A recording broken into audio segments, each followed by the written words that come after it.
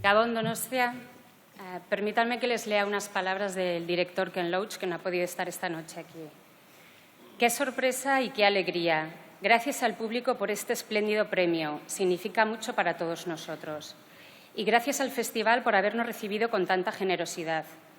Espero que todos ustedes compartan nuestra indignación ante la forma en que se tratan a los trabajadores precarios, trabajadores vulnerables y explotados que ganan miserias. En San Sebastián tuvimos la ocasión de conocer a unas mujeres muy valientes, mujeres que luchan. Cuidan de ancianos en residencias, un trabajo duro y muy valioso. Estas mujeres están en huelga para conseguir salarios que les permitan vivir dignamente y más tiempo para cuidar como se merecen a las personas que las necesitan. Su lucha también es la nuestra. Necesitan nuestra ayuda. Les pido, por favor, que las apoyen y apoyen también a su sindicato, ELA Euskal Sindikatua.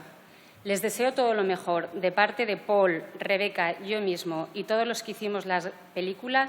Gracias a todos. Ken Loach. Eskerrik asko.